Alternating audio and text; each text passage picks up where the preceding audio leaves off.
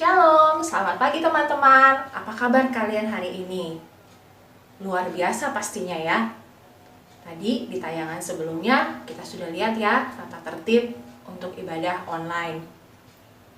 Sudah pada mandi belum?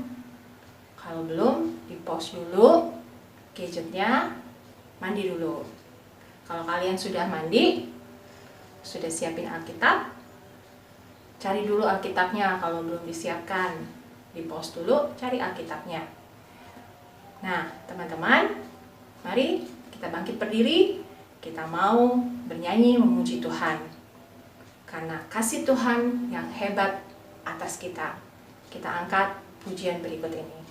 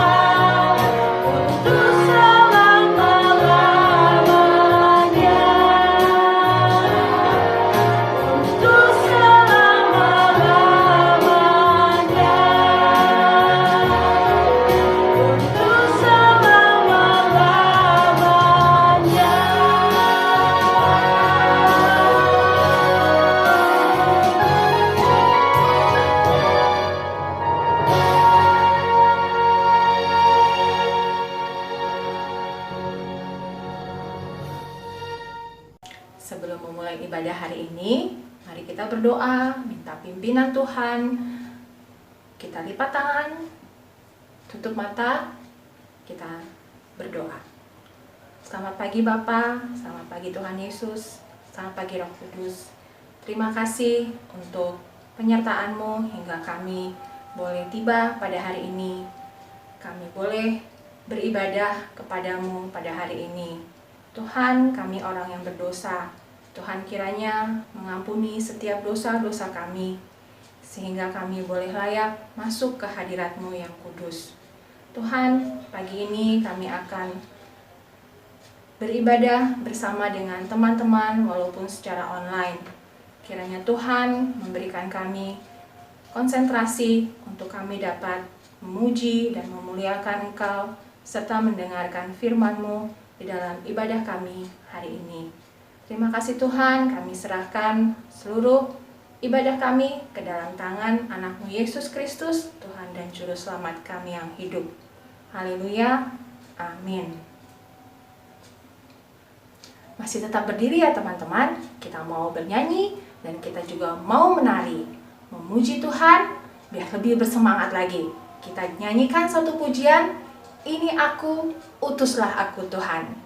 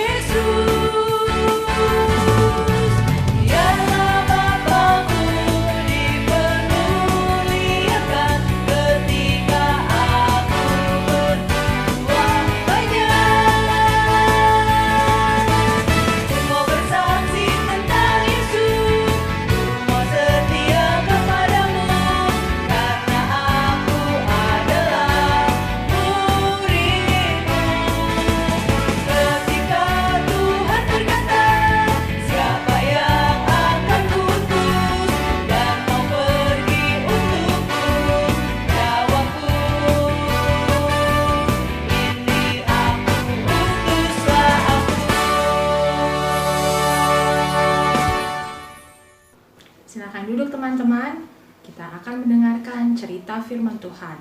Sebelumnya, kita nyanyikan lagu Satu Jiwa Lagi. Lagu ini diambil dari Roma 10 ayat 13-15 mengenai panggilan misi Tuhan untuk kita anak-anak Tuhan. Mari kita nyanyikan lagu berikut.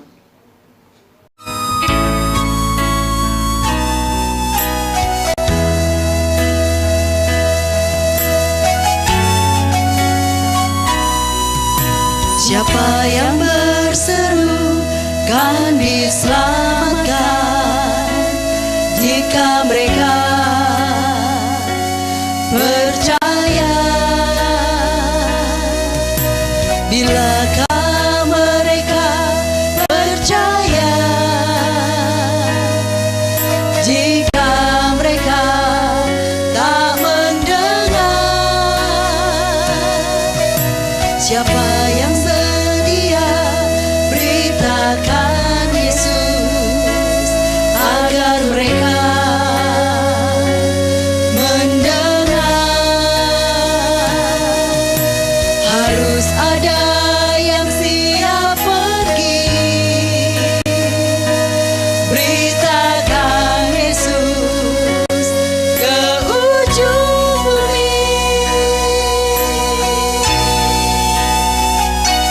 Satu jiwa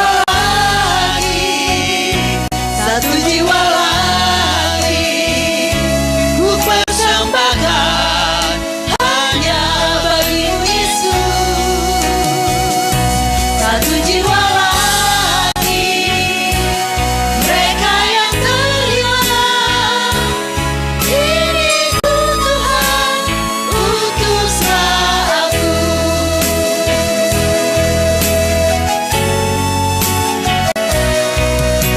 Siapa yang berseru kan diselamatkan jika mereka percaya.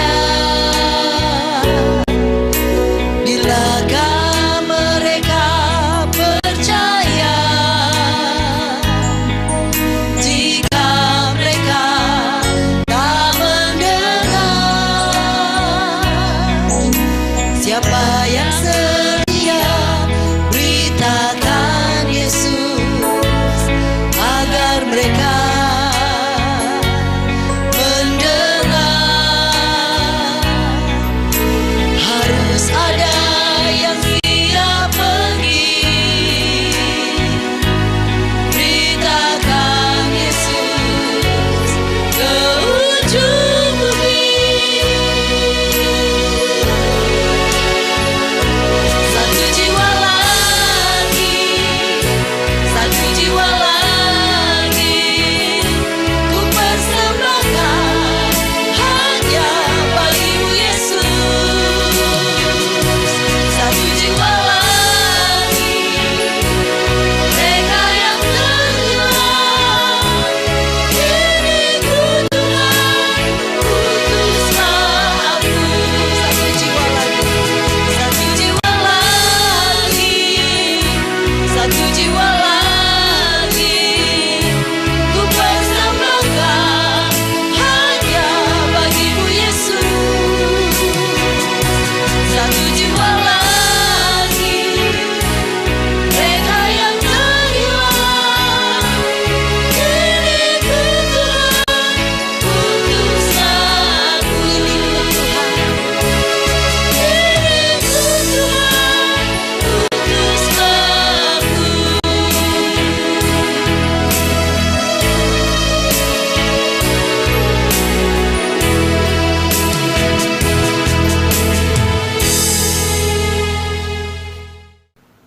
Mari teman-teman, kita berdoa, kita mohon pimpinan Tuhan untuk kita boleh mendengarkan firman Tuhan hari ini. Kita satu dalam doa.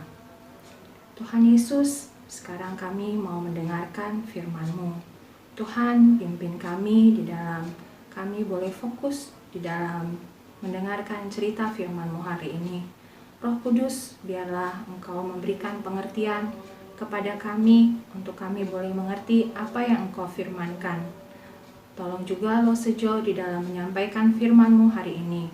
Kami siap untuk mendengarkan firman-Mu Tuhan. Demi nama anak-Mu Yesus Kristus, kami berdoa. Haleluya. Amin. Teman-teman, bacaan kita hari ini diambil dari Roma 10 ayat 13 sampai 15 dan Matius 9 ayat 35 sampai 38. Kita buka Roma 10 ayat 13 sampai 15 dahulu ya. Sudah ketemu? Roma dan Matius ada di Perjanjian Baru. Kita baca sama-sama Roma 10 ayat 13 sampai 15. 1, 2, 3. Sebab barang siapa yang berseru kepada nama Tuhan akan diselamatkan. Tetapi bagaimana mereka dapat berseru kepadanya jika mereka tidak percaya kepada Dia? Bagaimana mereka dapat percaya kepada Dia jika mereka tidak mendengar tentang Dia? Bagaimana mereka mendengar tentang Dia jika tidak ada yang memberitakannya? Dan bagaimana mereka dapat memberitakannya jika mereka tidak diutus? Seperti ada tertulis, betapa indahnya kedatangan mereka yang membawa kabar baik. Kemudian Matius 9 ayat 35 sampai 38. Sudah ketemu? Kita baca kembali bersama-sama ya.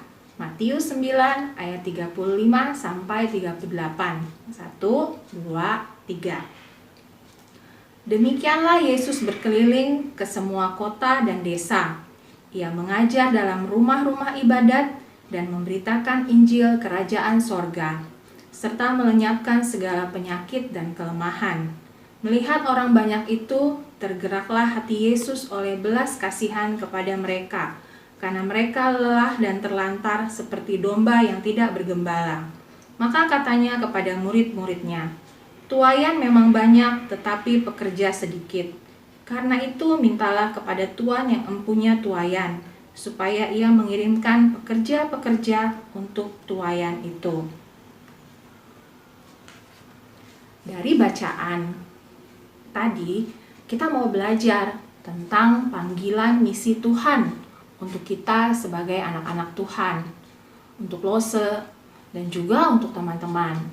Seperti yang ditulis di Roma 10 ayat 13 sampai 15 tadi yang sudah kita baca, bahwa hanya orang yang berseru kepada Yesus dan percaya kepada Yesus yang bisa diselamatkan. Tapi gimana mereka bisa percaya kalau tidak ada orang yang pernah memberitakannya kepada mereka? Lalu bagaimana ada orang yang memberitakannya jika tidak ada yang mengutusnya? Di dalam bacaan Matius 9 ayat 35 sampai 38 juga Tuhan Yesus katakan bahwa tuayannya banyak, tapi pekerjaannya sedikit.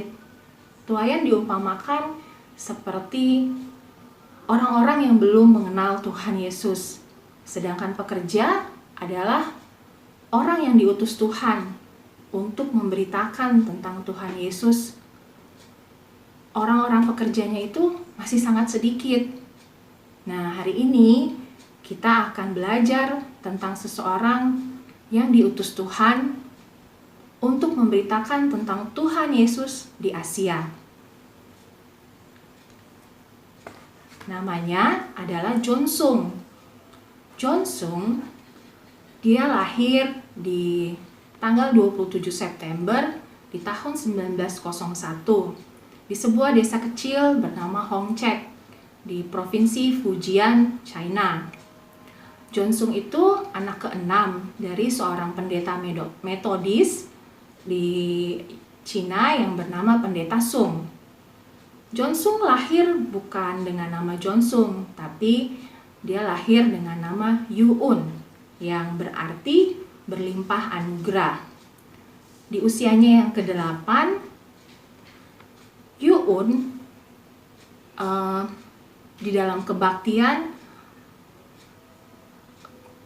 Jumat Agung yang ia hadiri bersama papa dan mamahnya beserta keluarganya, pada saat itu pendeta yang berkhotbah menceritakan mengenai penderitaan Yesus saat penyaliban, dan di dalam ibadah itu Roh Kudus mulai mengubah hidupnya karena ia merasa ia adalah manusia berdosa.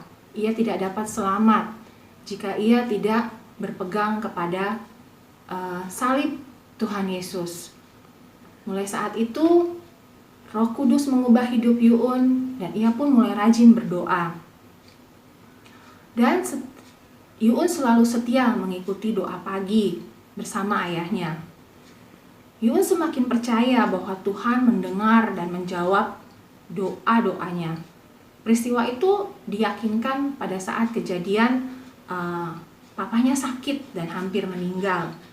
Di saat itu Yuun begitu bersungguh-sungguh berdoa meminta kepada Bapa di surga untuk kesembuhan papanya. Dengan ketekunannya berdoa, Tuhan menjawab doanya. Ayahnya sembuh. Dan Yuun tumbuh menjadi anak yang cerdas. Ia punya keinginan untuk bersekolah di Amerika. Tapi ayahnya tidak menyetujuinya karena ayahnya tidak punya uang untuk membiayai sekolahnya Yuun. Dan Yuun sepanjang minggu berdoa agar Tuhan membuka jalan bagi dia untuk dia bisa bersekolah di Amerika. Tuhan pun menjawab doanya. Yuun mendapatkan tawaran beasiswa di Ohio University. Suatu hari Yuun bermimpi bahwa ia menyelamatkan orang-orang yang hampir tenggelam di sungai yang berada dekat dengan rumahnya. Karena arus sungai yang besar, Yuun pun ikut tenggelam.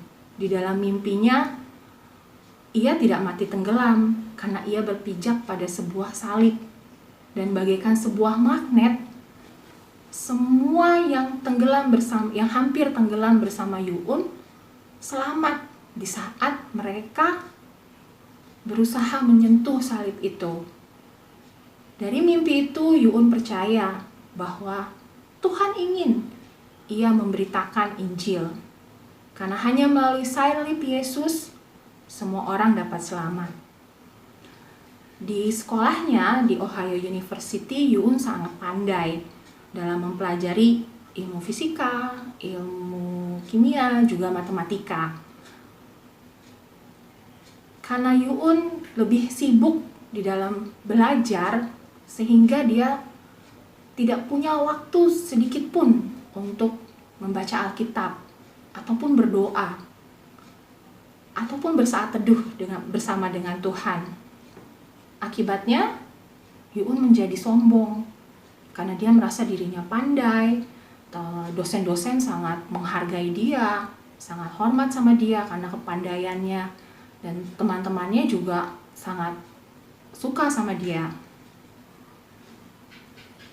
Di usianya yang ke-23, Yuun pun lulus dari Ohio University dengan hasil yang sangat memuaskan. Dia memperoleh banyak penghargaan dan dia pun memperoleh gelar doktor. Yuun pun setelah lulus dari Ohio University, dia melanjutkan kuliah di sebuah sekolah tinggi teologia yang bernama Union Theological Seminary. Suatu hari, di dalam sebuah kebaktian di gereja, Yuun merasakan hadirat Tuhan kembali. Yuun sadar betapa ia sombong dan ia menyerahkan dirinya kepada Tuhan. Sejak saat itu, Yuun mengubah namanya menjadi John, yang diambil dari John the Baptist atau Yohanes Pembaptis. Seperti halnya John the Baptist, John Sung atau Yuun, ia pun rindu untuk mempersiapkan jalan bagi Tuhan. Pada bulan Oktober 1927, setelah hampir 7,5 tahun belajar di Amerika, John Sung siap kembali ke Cina. Sebelum kapal memasuki pelabuhan Shanghai, Dr. Sung melemparkan semua ijazah dan semua piagam penghargaan yang ia dapatkan ke dalam laut. Hal ini dia lakukan supaya penghargaan, ijazah itu tidak menggodanya untuk mencari penghargaan dari manusia. Ia hanya mau melayani Tuhan dengan sepenuh hati. Ia hanya menyimpan satu saja ijazah gelar doktornya untuk diperlihatkan kepada papahnya bahwa ia sudah tuntas menyelesaikan beasiswanya di Amerika. Johnson pun memulai pelayanannya. Dia mulai dari kampung halamannya. Banyak orang yang bertobat dan menerima Tuhan Yesus setiap kali yang memberitakan Injil. Di tahun 1930 sampai tahun 1934, Johnson memenangkan banyak jiwa di dataran Cina sesuai dengan pimpinan dan penyertaan Tuhan. Tahun 1935, Johnson pun mulai melayani ke negara-negara di Asia seperti Filipina, terus dia pergi juga ke Singapura, ke Taiwan, ke Sarawak, Malaysia, terus dia pergi ke Thailand dan juga Vietnam. Selama pelayanannya, kesehatan Johnson mulai lemah. Johnson menderita sakit paru-paru, tapi ia tetap semangat melayani Tuhan. Dia tidak mau penyakitnya itu menghalangi dia melayani Tuhan. Di bulan Januari 1939, Johnson mengadakan kunjungan pertama kalinya ke Indonesia. Johnson tiba di Surabaya, ia mengadakan kebaktian kebangunan rohani. Banyak di antara orang-orang yang datang disembuhkan dan juga banyak terbentuk kelompok pekabar Injil, terutama di Pulau Jawa. Tapi Johnson tidak hanya dipakai untuk memberitakan Injil di Pulau Jawa saja. Ia pun sampai ke Sumatera, Kalimantan, Bali, Maluku, semua dijangkau oleh Johnson. Johnson dipakai untuk memberitakan Injil kepada orang-orang yang belum mengenal Tuhan Yesus di Indonesia. Hidup dan pelayanan Johnson terjadi dalam waktu yang sangat penting. Bukan hanya di negaranya, tapi juga di negara lain di Asia. Johnson meninggal akibat penyakit paru-parunya pada tanggal 8 Agustus 1944. Sampai saat ini masih banyak orang yang menantikan Injil yang dapat menyelamatkan mereka. Tuhan Yesus meminta kepada kita untuk berdoa supaya Tuhan mengutus pekerja-pekerja penginjilan. Tuhan, kami kan masih kecil, gimana caranya kami diutus? Kita bisa berdoa untuk mereka yang diutus Tuhan. Kita bisa juga berdoa untuk, mungkin pada saat kita besar nanti, saat kita berdoa untuk para misionaris, para penginjil, mungkin Tuhan memanggil kita juga menjadi pekerjanya pada saat kita besar nanti. Kita bisa terus mendoakan untuk Tuhan boleh memakai hidup kita walaupun kita masih kecil, tapi Tuhan boleh memakai hidup kita selagi kita masih kecil untuk melayani Tuhan. Jadi teman-teman, dari cerita hari ini kita boleh belajar menghargai panggilan Tuhan. Seperti Johnson diberikan visi oleh Tuhan lewat mimpi, di mana ia melihat menyelamatkan banyak orang di saat ia hampir tenggelam, dan dia berpijak di atas salib dan diselamatkan. Begitu juga orang-orang yang ada di saat itu yang akan tenggelam. Kesombongannya membuat ia tenggelam, tapi saat ia kembali berpijak kepada salib, ia pun diselamatkan. Kita juga belajar yang kedua untuk mendoakan para misionaris, para pekerja yang diutus Tuhan dimanapun mereka diutus. Nah teman-teman, Ayat hafalan kita hari ini diambil seperti bacaan yang tadi dari Matius 9 ayat 37 sampai 38. Kita buka kembali Matius 9 ayat 37 sampai 38. Kita baca sama-sama ya teman-teman. Ayat 37. Maka katanya kepada murid-muridnya, tuaian memang banyak, tetapi pekerja sedikit. Karena itu, mintalah kepada Tuan yang empunya tuaian, supaya ia mengirimkan pekerja-pekerja untuk tuaian itu. Sudah hafal? Kalau belum, kita coba satu kali lagi. Matius 9 ayat 37 sampai 38. Maka katanya kepada murid-muridnya, tuaian memang banyak, tetapi pekerja sedikit. Karena itu, mintalah kepada Tuan yang empunya tuaian, supaya ia mengirimkan pekerja-pekerja untuk tuaian itu. Dibaca kembali, diulang-ulang kembali sampai kalian hafal. Aktivitasnya hari ini mewarnai, dan di gambar ini kalian warnai. Di sebelahnya ada ayat hafalannya, ada kata-kata yang kosong. Kalian isi kata-kata yang kosong dari petunjuk yang ada di bawah. Jadi nanti setelah kalian mewarnai aktivitas dan mengisi kata-kata yang kosong, kalian bisa videokan dengan memvideokan bersama gambar dan kalian mengucapkan ayat hafalannya. Video serta aktivitasnya bisa kalian kirimkan ke lose kalian masing-masing ya.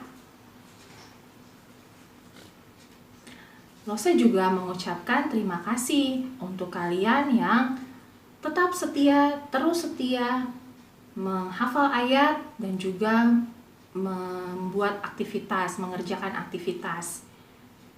Dan tetap semangat untuk terus mengerjakan ayat hafalan dan aktivitas. Untuk kalian yang belum, ayo terus dipacu semangatnya. Jangan bermalas-malasan. Untuk yang berulang tahun hari ini, Lose mengucapkan selamat ulang tahun, Tuhan Yesus memberkati kalian, terus bertumbuh menjadi anak yang setia, membaca Alkitab dan berdoa. Nah teman-teman, kita akan memberikan persembahan. Persembahannya kalian bisa masukkan di celengan yang kemarin kalian sudah terima dari waktu Paskah. Kalian masukkan di dalam celengan. Atau kalian bisa minta tolong papa mama untuk mentransfer ke rekening BCA ataupun scan barcode yang ada di layar kaca kalian. Teman-teman, ibadah kita sudah selesai. Kita akan mengakhiri ibadah kita hari ini dengan berdoa. Tuhan Yesus, terima kasih untuk hari ini kami boleh belajar mengenai Dr. Jonsung, dan kami boleh belajar seperti Dr. Jonsung untuk menyadari bahwa kami harus setia berdoa dan juga tidak sombong akan kepintaran yang Engkau berikan. Biarlah kami boleh selalu menjadi orang yang rendah hati, Tuhan. Tuhan, kami juga mau belajar untuk mendengar dan menghargai panggilan-Mu, Tuhan. Walaupun kami masih kecil, tapi Tuhan biarlah kami boleh terus dipakai oleh-Mu untuk melayani Engkau. Di dalam keseharian kehidupan kami tetap melayani Engkau, Tuhan. Walaupun kami masih kecil dan masih belajar. Tuhan, kami juga berdoa untuk para misionaris. Tuhan kiranya memberikan mereka keberanian di dalam memberitakan kabar baik tentang Engkau, Tuhan. Berikan mereka kekuatan di dalam mereka menerima setiap penolakan di dalam misi-misi mereka, Tuhan. Tuhan juga berikan mereka kefasihan di dalam berkata-kata, di dalam bahasa dan budaya yang belum mereka ketahui, tetapi Tuhan memberikan anugerah bagi mereka. Tuhan, kami berdoa juga untuk persembahan kami hari ini. Persembahan kami yang sedikit ini biarlah boleh menjadi berkat bagi pelayanan-Mu dimanapun Tuhan, terutama di gereja kami. Tuhan, biarlah ajar kami untuk terus bersyukur di dalam keadaan kami sebagaimana adanya kami hari ini. Kami boleh terus mengucap syukur Tuhan. Tuhan juga ajar kami untuk kami boleh mempersembahkan hidup kami bagi pelayanan-Mu Tuhan. Kami menyerahkan anak-anak kami, anak-anak sekolah minggu GKY di dalam kehidupan mereka di sepekan yang akan datang. Biarlah Tuhan selalu menyertai mereka di dalam mereka bersekolah walaupun masih secara online. Tuhan tetap membimbing mereka menuju masa depan mereka. Ajar mereka terus setia Tuhan di dalam mengiring Engkau. Terima kasih Tuhan Yesus, kami mau mengakhiri ibadah hari ini. Di dalam nama anak-Mu Yesus Kristus kami berdoa dan bersyukur. Haleluya. Amin. Nah teman-teman, ibadah kita selesai saat ini. Tapi Lose berharap kalian tetap mengikuti ibadah di minggu-minggu berikutnya. Tetap semangat, tetap jaga kesehatan. Tuhan Yesus memberkati kalian. Shalom.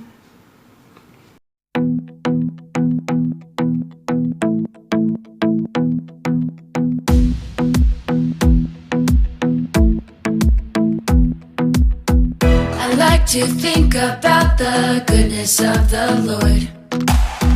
He gives me everything I need and so much more. So I just wanna lift my hands and say that I love Him. I just wanna lift my heart in praise. And I wanna be thankful. I wanna be faithful. I wanna remember everything that the Lord has done. I wanna be thankful. I wanna be grateful. I wanna be.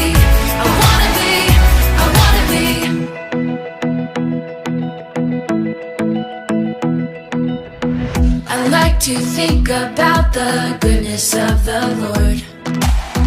He gives me everything I need and so much more. So I just wanna live